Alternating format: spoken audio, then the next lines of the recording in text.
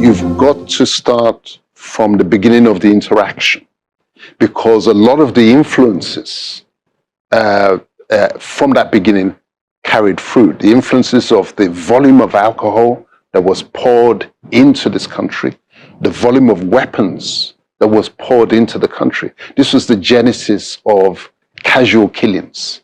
This was the genesis of irresponsible governance, because a lot of the coastal chiefs who, if they were sober, would not engage in the trade.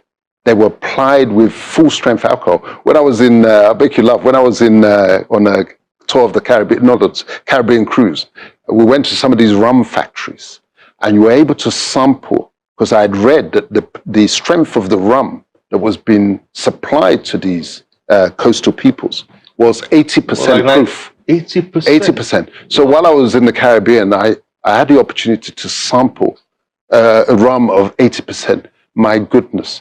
Just a little sip of the thing, your ears immediately on fire, there was sensation in your ankles. Wow. So you can imagine that it was like opium as it damaged the people of Hong Kong and South China that was forced upon them.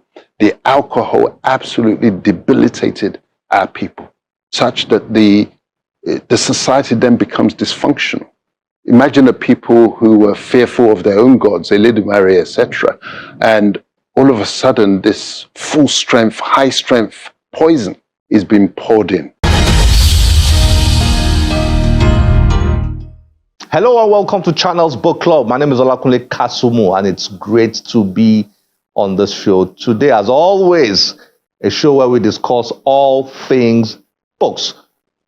Well, I've got a book here with a fascinating title. Many years ago, a man called John Hawkins was a slave trader, an English slave trader. He came here, took people away, turned them into slaves in the Americas.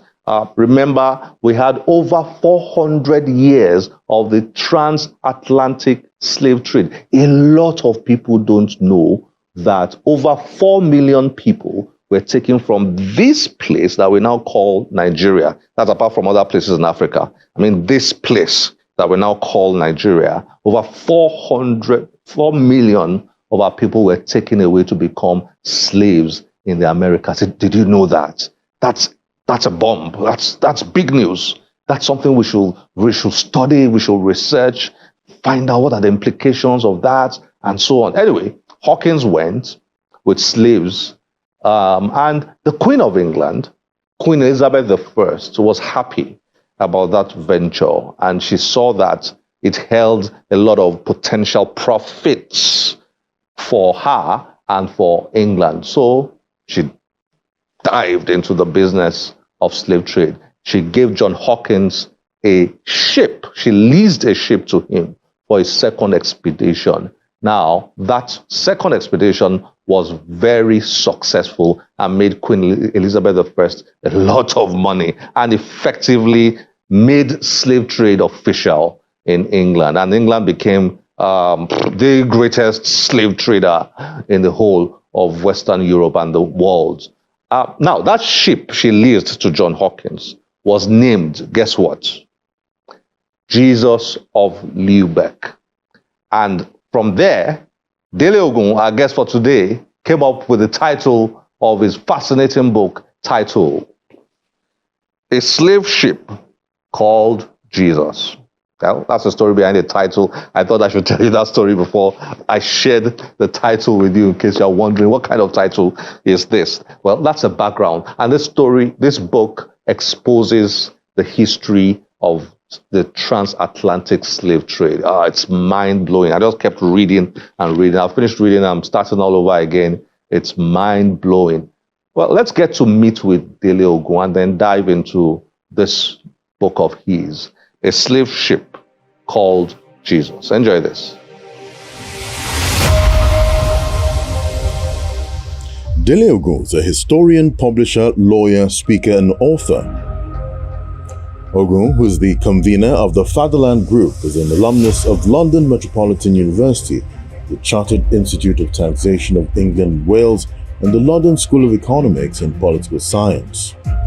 He is the author of several books, including A Fatherless People, Oyibo Came to Africa, Ostrich Nation, and The Law, the Lawyers, and the Lawless. 50 Years of Britain, amongst others. Ogu joins Channel's book club to discuss his latest book, A Slave Ship Called Jesus.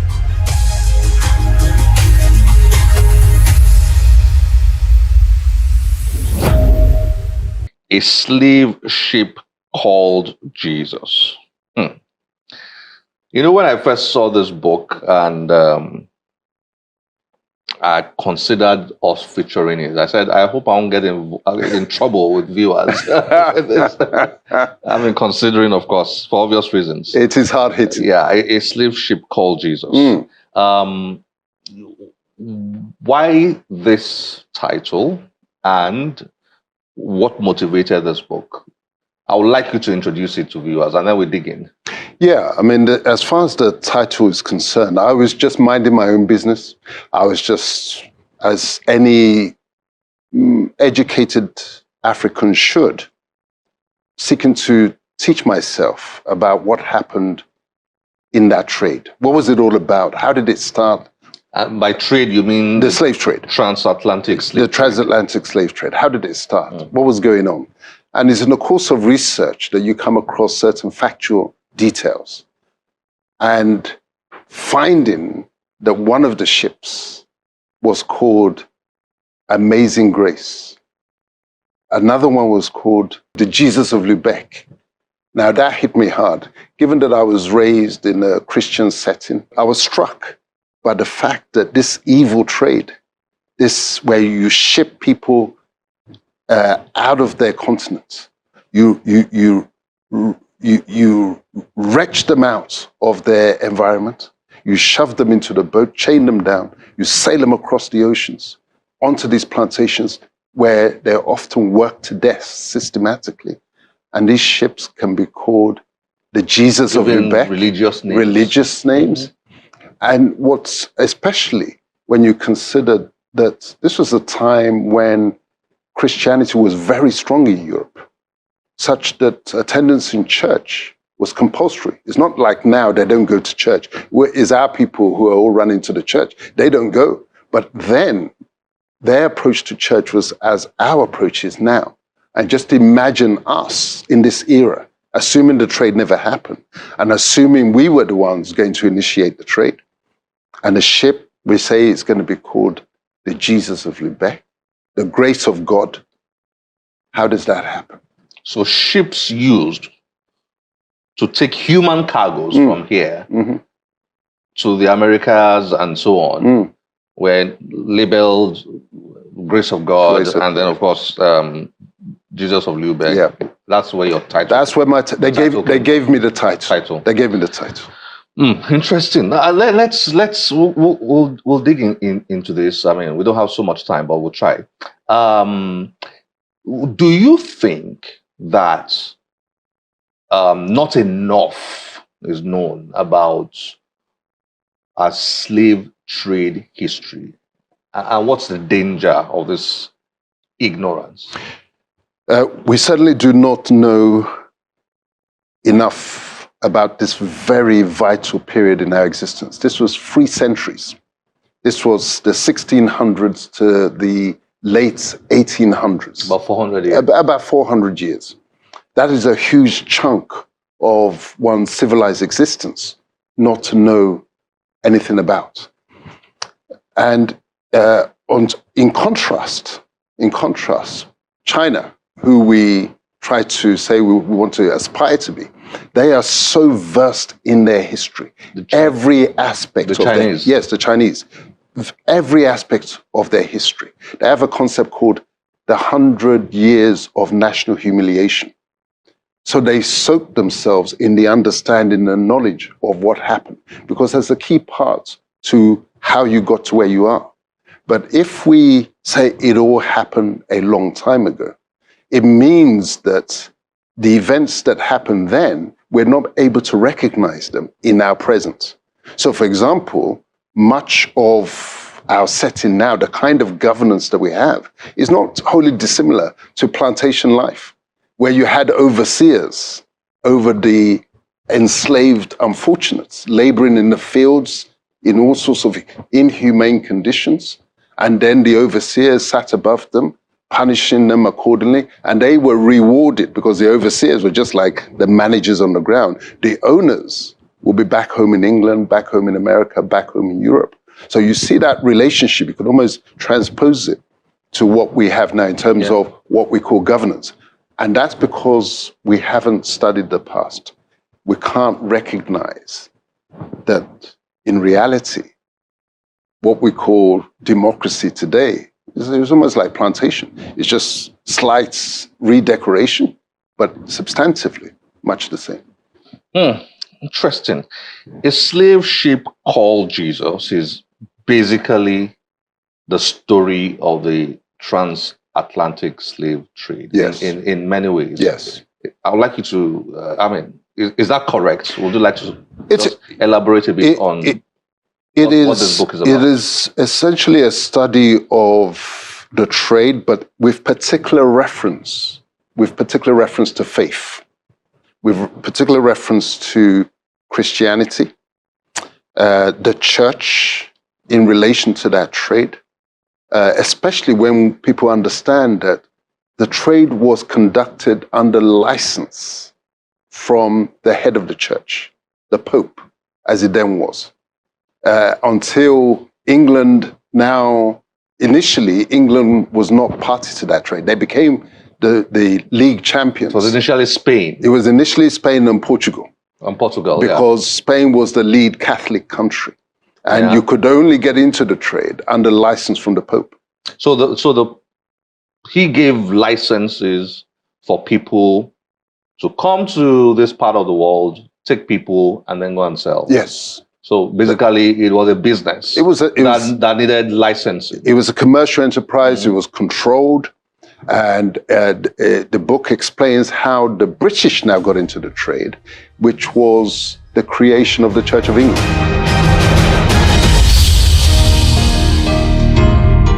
When Henry needed his divorce. Henry the Seventh? Henry the Eighth. He needed his divorce from the daughter of the King of Spain, because Spain was like America today, the enforcer, the global enforcer. There was no way the Pope was going to approve that divorce. So what did Henry do? He did what I call the original Brexit, the first Brexit. He declared, I'm leaving, and I'm leaving with my people. I'm leaving the Catholic fold. I'm setting up my own church. He made himself the head of the church and granted himself his divorce. And remarried. And that now freed England to enter the trade. And it was actually his daughter. Yeah, because English businessmen, let's call them that now, suddenly found out that they did not need the approval or the license of the Pope to get into the business of slave trade, right? Correct. Is that correct? Absolutely. So it's sort of like opened the market. It opened the markets. That move of taking themselves out meant, just like the recent Brexit, whilst they were within Europe, they were bound by the rules of European trade, etc. By the Brexit that we all followed, the debates around, etc. They now free themselves to make whatever trade deals they want. Similarly, in that original religious Brexit, where they pulled themselves out of the Catholic fold, set up their own church, they were now free to go in and do what they like. And the profits were so huge that they couldn't simply stand aside. And so that's when the ship that was owned by the royal family, it was Queen Elizabeth I. Queen Elizabeth I. She had inherited the ship from her father, King Henry VIII, and she now chartered that ship to the slave trade. To John Hawkins. And his family. Viewers who probably have not read this, the Jesus of Lubeck ship, which he named this book after, was owned by Queen Elizabeth I. Correct. Right? Queen Elizabeth I gave it to John Hawkins, the slave trader, for business. Yes. And then the profits from it was shared. Yes. So the Queen made a lot of money. It was her contribution to the business, like any business. Investment. Yes, an investment. That's my contribution to the capital with which we're going to trade. So we don't have enough time to discuss this because it's my head is just spinning. You know, I mean, when I was reading your book, I've read it once. Now I'm going to read it 2 more times. Mm-hmm. I promised myself that because there's no way you can grasp all this from one reading. It was, I mean, at the risk of repeating what we've said, it was a structured, organized business. Absolutely. Sanctioned by the government of England. Absolutely. Correct.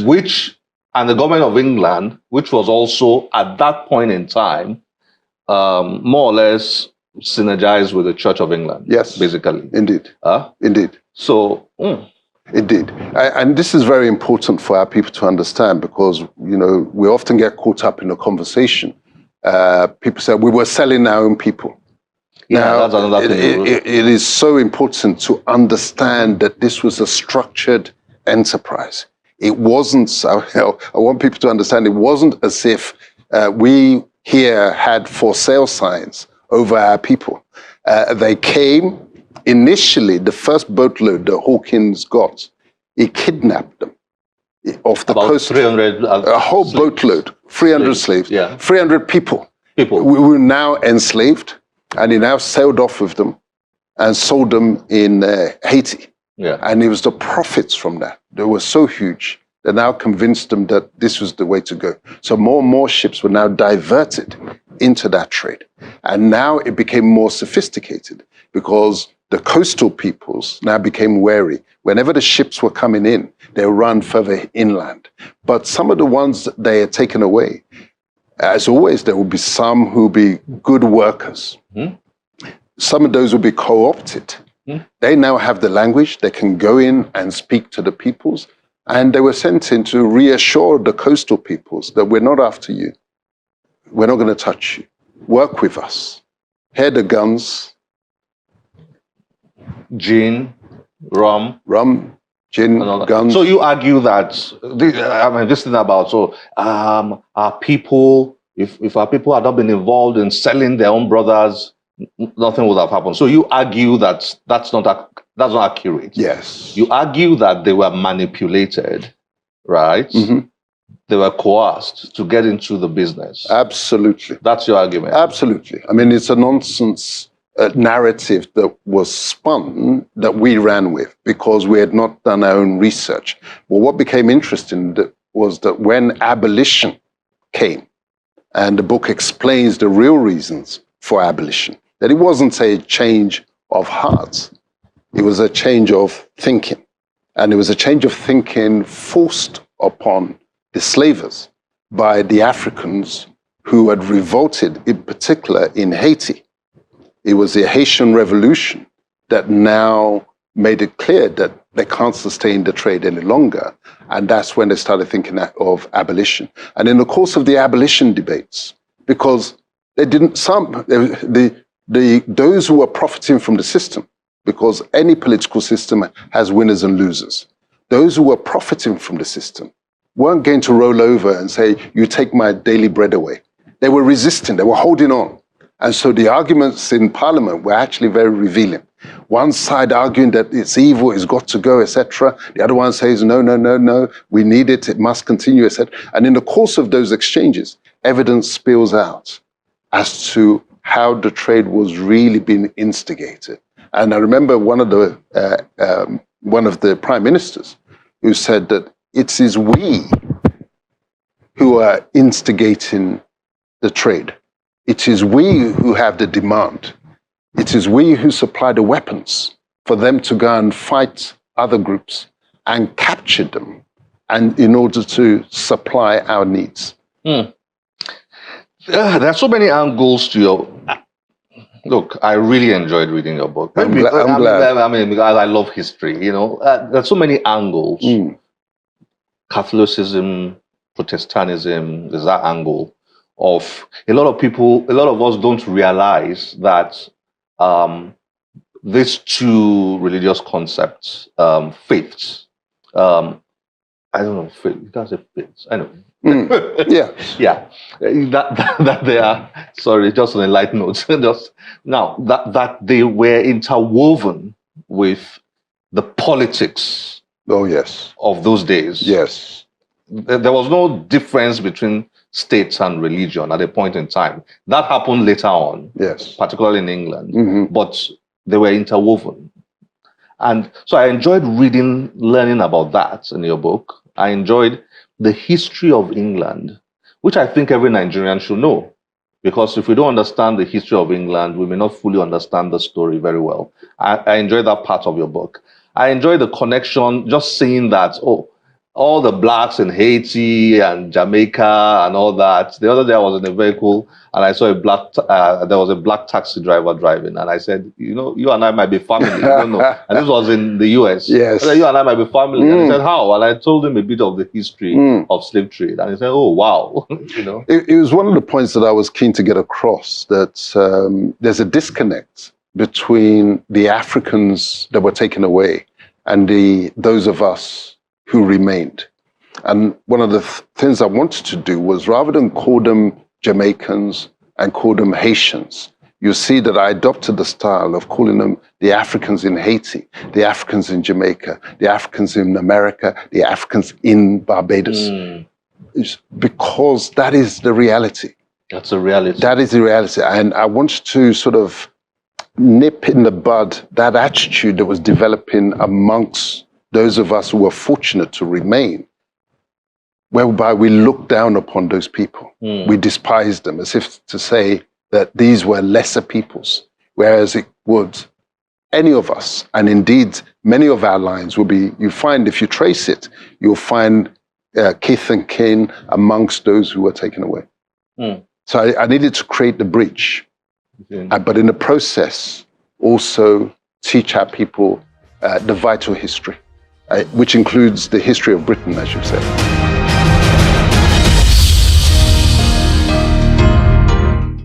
You connect the transatlantic slave trade story to colonialism. Yes.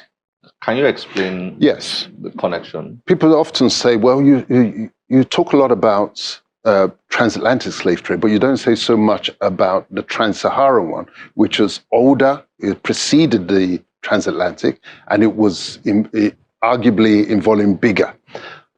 My explanation to them is that the reason why the transatlantic one is dominant in the narrative, partly because it was much more inhuman. The level of inhumanity was so much greater. But the second aspect, vital aspect, is that it preceded and led to colonization, because these unfortunates were not being taken to Britain. They were being taken to islands in the Caribbean that had been taken off the indigenous peoples in those lands. And then even when abolition came, what was the next move? Because at the end of the American War of Independence, both sides, the British and the American settlers, had enlisted the enslaved Africans to fight for them, each giving them the promise, fight for us. When we win, we will free you. So at the end of the war, there was a huge pool of Africans who were now trained in the forbidden way. Forbidden in the sense that the essence of the slave trade was that you don't teach the Africans how to use weapons. Now, for their own short-term interests, they had trained this large body of Africans in the use of weapons, who had now had experience in killing whites, white slavers, etc. So they weren't going to keep them around. What did they then decide to do? They decided to export them. Where to? Back to Africa. So this is how Sierra Leone was created as the first colony for the British. 1808. 1808, and the Liberia was created by the Americans. But the Americans stopped there. They already had the expanse of America to digest, and they were busy digesting that. The British, having lost America now, saw Sierra Leone as the launch pad, stepping stone for the colonization of the whole of West Africa. and the French now joined them in the race. So you see how there was an immediate transition from slavery, abolition, colonization to Nigeria. The story of Nigeria. Yeah. That's the story of Nigeria. That is our story. And is no point just to the extent that we say we have some knowledge of Nigeria's story, we start in 1900. No, you can't start there. Start in 1900. Oh, most people start in 1960. Oh, look at that. And then a few others start from 1914. Amazing. The amalgamation of Nigeria. Amazing. Very few people start before 1914. You've got to start from the beginning of the interaction, because a lot of the influences from that beginning carried fruit. The influences of the volume of alcohol that was poured into this country, the volume of weapons that was poured into the country. This was the genesis of casual killings. This was the genesis of irresponsible governance, because a lot of the coastal chiefs who, if they were sober, would not engage in the trade. They were plied with full-strength alcohol. When I was in, I'll make you laugh, when I was in on a tour of the Caribbean, not a Caribbean cruise, we went to some of these rum factories, and you were able to sample, because I had read that the strength of the rum that was being supplied to these coastal peoples was 80% proof. 80%? 80%. So while I was in the Caribbean, I had the opportunity to sample a rum of 80%. My goodness. Just a little sip of the thing, your ears immediately on fire, there was sensation in your ankles. Wow. So you can imagine that it was like opium as it damaged the people of Hong Kong and South China that was forced upon them. The alcohol absolutely debilitated our people, such that the society then becomes dysfunctional. Imagine the people who were fearful of their own gods, Eledumare, etc. And all of a sudden, this full-strength, high-strength poison is being poured in. That's when things begin to fall apart. Wow. So in understanding our story, it's very important we understand this part of the story. So vital. This part of the story. It's the missing link. I understand over 4 million people were taken from this area that we now call Nigeria. Yeah. Nigeria came into being in 1914, the name Nigeria. But before then, this slave trade story was, I understand over 4 million people were taken from this area, which is the highest number of individuals taken away from any other area, any part of the world. So this history should be our history. I mean, nobody should be telling this history more than us. It is for us to tell it. It's our story.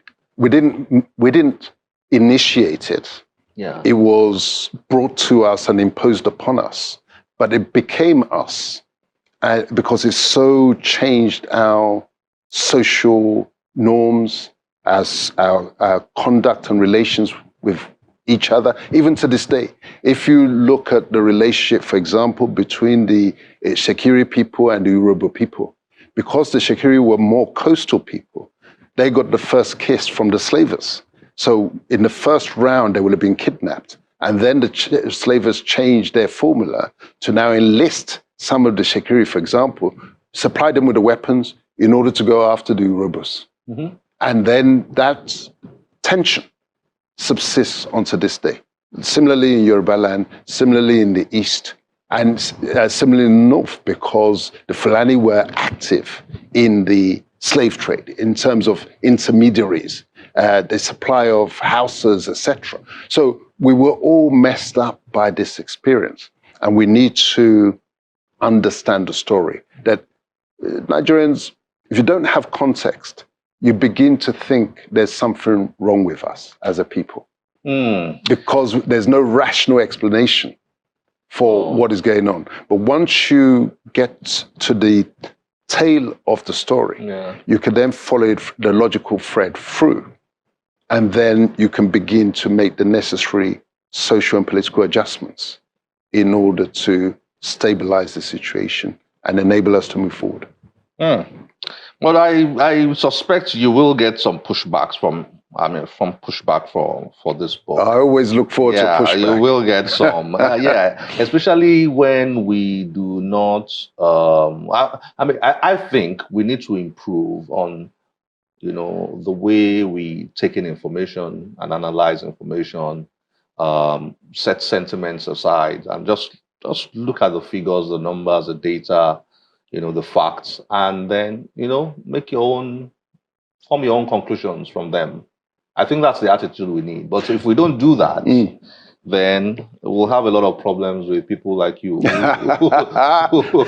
Well, we need to learn from the British, because I'm a member of a group in London, a committee. I was invited by virtue of the work that I did on this book to a membership of a committee called the 1833 Commemoration Committee, because 1833 was the year of British abolition of slavery. And it was the British who alerted me to the fact that the bicentenary of abolition is just around the corner in 2033. 200 years. Yes, 200 years. And they are going to mark the occasion. They're going to have... And they're already preparing. Wow. There'll be conferences, seminars. What are we doing? What are we planning to do? This is, unfortunately, part of our history. We can't get away from it. It happened, and we need to understand what happened, how it happened, the consequences, the legacies, and the lessons to be learned from it, to avoid us repeating this again. Dele Ogun, thank you for joining us on Channels Book Club. Always a pleasure. Always a pleasure. Thanks for joining us. Well done. Thanks.